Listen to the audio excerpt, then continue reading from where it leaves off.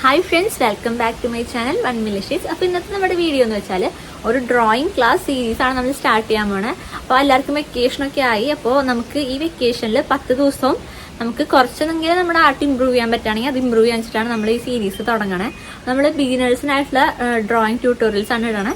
അപ്പോൾ ഞാനിപ്പോൾ എന്താ ചെയ്യണമെന്ന് വെച്ചാൽ ആദ്യം കുറച്ച് എക്സസൈസ് ഒക്കെ കാണിച്ചു തരും. അതിനുശേഷം നമ്മളൊരു ഇമേജ് നോക്കി വരയ്ക്കാൻ പഠിക്കും.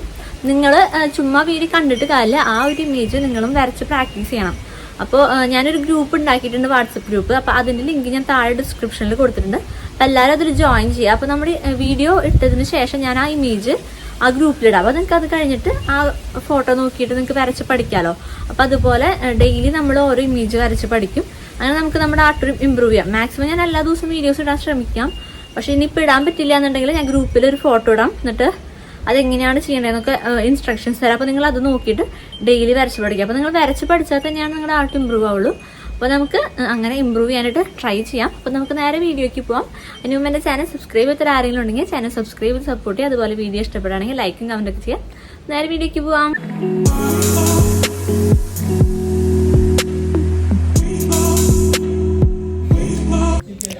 അപ്പം നമുക്ക് ആദ്യമായിട്ട് വേണ്ടത് ഇതുപോലൊരു ഡ്രോയിങ് ബുക്കാണ്.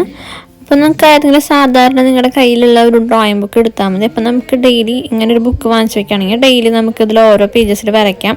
അപ്പോൾ നിങ്ങൾക്ക് ആ ഫസ്റ്റ് പേജ് മുതൽ ലാസ്റ്റ് പേജിലുള്ള ഇമ്പ്രൂവ്മെൻറ്റ് മനസ്സിലാവാനായിട്ട് ഇപ്പോൾ ബുക്ക് ചൂസ് ചെയ്യുന്നത് നല്ലതായിരിക്കും. ഇനി നെക്സ്റ്റ് നമുക്ക് ആദ്യം തന്നെ കുറച്ച് എക്സസൈസ് ചെയ്യാം. അപ്പോൾ എക്സസൈസ് ചെയ്തിട്ട് സ്റ്റാർട്ട് ചെയ്ത് കഴിഞ്ഞാലുള്ള ഗുണം എന്ന് വെച്ചാൽ നിങ്ങളുടെ കൈക്ക് കുറച്ചും കൂടി വഴക്കുണ്ടാവും. നമ്മൾ ആദ്യം തന്നെ ഇതുപോലെ സ്ട്രെയിറ്റ് ലൈൻസ് വരച്ച് പഠിക്കാം. നിങ്ങൾ ഇങ്ങനെ കുറേ ഒരു പേപ്പർ എടുത്തിട്ട് ഇതിലിപ്പോൾ ബുക്കിൽ വരയ്ക്കണമെന്നില്ല, നിങ്ങളുടെ ഒരു റഫ് പേപ്പർ ഉണ്ടെന്നുണ്ടെങ്കിൽ അതിൽ ഇതുപോലെ കുറച്ച് ലൈൻസ്, സ്ട്രെയിറ്റ് ലൈൻസ് ഇങ്ങനെ ഹോറിസോണ്ടലായിട്ടും പിന്നെ വെർട്ടിക്കലായിട്ടും ഡയഗണലായിട്ടൊക്കെ വരച്ച് പഠിക്കാം. അപ്പോൾ ഇങ്ങനെ വരയ്ക്കുമ്പോൾ നിങ്ങൾ എപ്പോഴും വരയ്ക്കാൻ തുടങ്ങുന്നതിന് മുമ്പ് ഇതുപോലെ എക്സസൈസ് ഡെയിലി ചെയ്യുകയാണെങ്കിൽ നിങ്ങളുടെ ഒരു ആർട്ടിൽ നല്ലൊരു ഇമ്പ്രൂവ്മെൻ്റ് ഉണ്ടാവും. അപ്പോൾ നിങ്ങൾക്ക് കുറച്ചും കൂടിയും ഈസി ആയിട്ട് ഷേപ്സൊക്കെ വരച്ച് പഠിക്കാനായിട്ട് പറ്റും. ഇതുപോലെ എല്ലാ ഡയറക്ഷനിലേക്ക് നിങ്ങൾ വരച്ച് പഠിക്കാം തന്നെ. ഇത് നിങ്ങൾ പിന്നെ ഞാൻ ഇങ്ങനെ ഈ ഒരു ഇൻഫിനിറ്റിയുടെ ഷേപ്പിൽ ഈ ഒരു ഷേപ്പിൽ ഇതുപോലെ വരച്ച് പഠിക്കുക. നിങ്ങളിത് ചെറുതായിട്ടും പിന്നെ കുറച്ചും കൂടി വലുതാക്കിയിട്ടും അങ്ങനെ പല സൈസിലും ഒക്കെ വരച്ച് പഠിക്കുക. പിന്നെ സർക്കിൾസ് വരയ്ക്കാനായിട്ട് പ്രാക്ടീസ് ചെയ്യുക. പെർഫെക്റ്റ് ആയിട്ടുള്ള സർക്കിൾ ആദ്യം തന്നെ ഒന്നില്ലെങ്കിലും കുഴപ്പമൊന്നുമില്ല. നമ്മളിങ്ങനെ പ്രാക്ടീസ് ചെയ്ത് ചെറുത് വരയ്ക്കാൻ എളുപ്പമായിരിക്കും. പക്ഷേ കുറച്ചുകൂടി വലിയ സൈസിലുള്ള വരച്ച് നോക്കാം. അപ്പോൾ അങ്ങനെ പല സൈസിലുള്ള സർക്കിൾസ് വരയ്ക്കുക. അങ്ങനെ പല ഷേപ്സ് ഇങ്ങനെ ആദ്യം തന്നെ നിങ്ങൾ വരയ്ക്കാൻ സ്റ്റാർട്ട് ചെയ്യുന്നതിന് മുമ്പ് ഇങ്ങനെ വരച്ച് പഠിച്ചു കഴിഞ്ഞാൽ നിങ്ങളുടെ ഒരു ആർട്ട് ഇമ്പ്രൂവ് ചെയ്യാനായിട്ട് യൂസ്ഫുൾ ആയിരിക്കും. അത് മുമ്പത്തെ വീഡിയോസിൽ ഓൾറെഡി പറഞ്ഞിട്ടുള്ളതാണ്. അപ്പോൾ ഇങ്ങനെ ചെയ്യണോണ്ട് നിങ്ങളുടെ ആർട്ട് ഇമ്പ്രൂവ് ചെയ്യാനായിട്ട് നല്ലതാണ്, അത് യൂസ്ഫുൾ ആയിരിക്കും.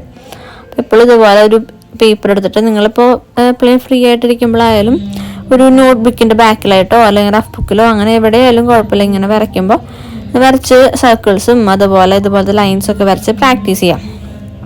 നെക്സ്റ്റ് നമുക്ക് നമ്മുടെ ഫോട്ടോ വരയ്ക്കുന്നതിലേക്ക് കടക്കാം.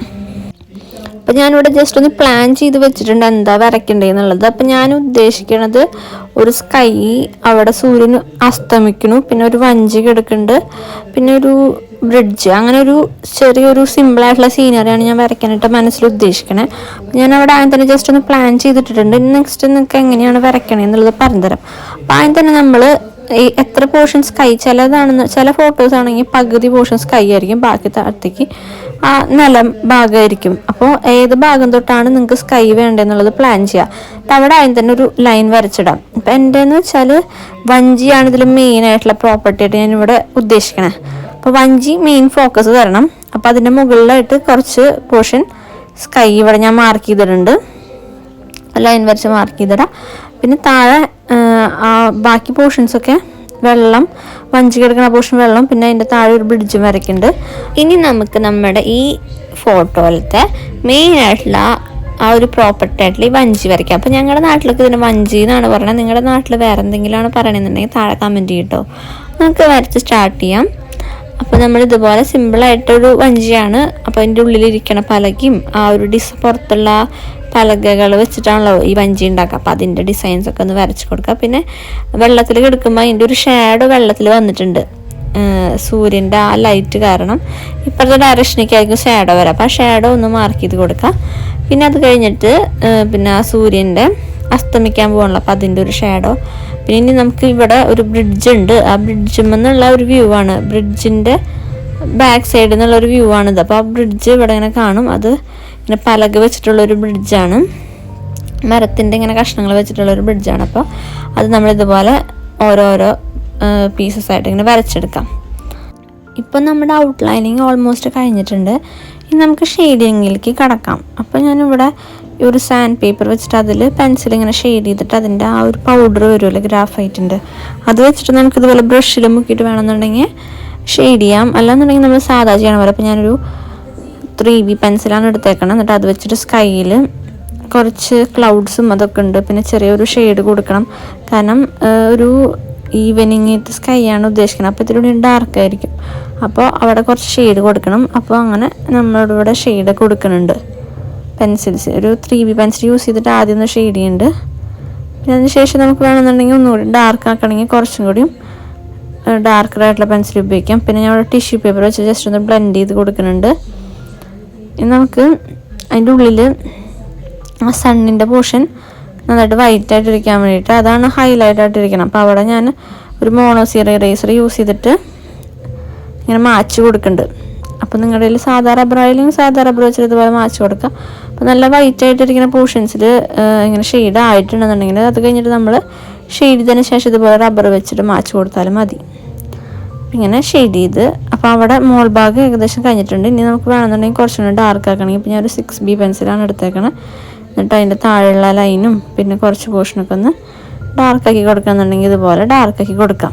നെക്സ്റ്റ് നമുക്ക് സാധാ നമ്മൾ കാക്ക പറക്കണ പോലെ വരയ്ക്കില്ല, അതുപോലെ ജസ്റ്റ് 2-3 കിളികൾ പറക്കണ പോലെ വരച്ച് കൊടുക്കുന്നുണ്ട്. നെക്സ്റ്റ് നമുക്ക് നമ്മുടെ വഞ്ചി വരച്ച് തുടങ്ങാം. അതിനായിട്ട് ഇതുപോലെ കുറച്ച് ഡാർക്കറായിട്ടുള്ളൊരു പെൻസിൽ എടുത്തിട്ടുണ്ട്.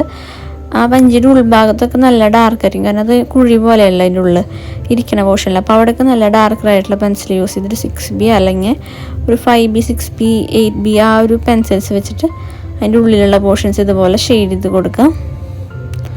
പിന്നെ നമുക്കതിൻ്റെ പുറത്തുള്ള പോർഷൻസ് ഇതുപോലെ സിമ്പിളായിട്ടുള്ള ഷെയ്ഡിങ്ങാണ്. ഇതിലധികം ജസ്റ്റ് ഇങ്ങനെ ലൈൻസ് ഇട്ടിട്ടുള്ള ഷെയ്ഡിങ്. അപ്പോൾ സാധാ സിമ്പിളായിട്ടുള്ള ഷെയ്ഡിങ് കൊടുക്കുക. അപ്പോൾ നമ്മളെപ്പോഴും ലൈറ്റ് വരണ പോർഷനിൽ ഡയറക്റ്റായിട്ട് ഇട്ടിരിക്കുന്ന പോർഷനിൽ കുറച്ച് ഷെയ്ഡിങ്ങും ബാക്കിയുള്ള സ്ഥലത്ത് ഡാർക്കായിട്ടും കൊടുക്കണം. അതാണ് ഷെയ്ഡിങ് ചെയ്യുമ്പോൾ ശ്രദ്ധിക്കേണ്ട ഒരു കാര്യം. അപ്പോൾ നമ്മളതുപോലെ മൊത്തം വഞ്ചിയുടെ ഫുൾ പോർഷൻ ഷെയ്ഡ് ചെയ്ത് കൊടുക്കുക. വഞ്ചിയാണ് ഇതിൽ ഹൈലൈറ്റ് നിൽക്കണം. അപ്പോൾ വഞ്ചി നന്നായിട്ട് എടുത്ത് കാണിക്കണം. അപ്പോൾ നമ്മൾ നന്നായിട്ട് ഡാർക്കായിട്ട് വഞ്ചിനെ എപ്പോഴും കൊടുക്കാനായിട്ട് ശ്രമിക്കുക. നമ്മൾ എപ്പോഴും ഷെയ്ഡ് ചെയ്ത് കഴിഞ്ഞിട്ട് പിന്നെ അവസാനം എല്ലാം ഒന്ന് ഒരു ഫിനിഷ് ചെയ്ത് കൊടുക്കണം. അപ്പോൾ ലൈറ്റായിട്ടുള്ള പോർഷൻസ് ഇറേസർ യൂസ് ചെയ്ത് മാച്ച് കളയുക. പിന്നെ ഡാർക്കായിട്ടുള്ള പോർഷൻസിൽ ചെറുതായിട്ട് ഔട്ട്ലൈൻ കൊടുക്കുക. അങ്ങനെ ഫുള്ള് ഫിനിഷ് ചെയ്തെടുക്കുക.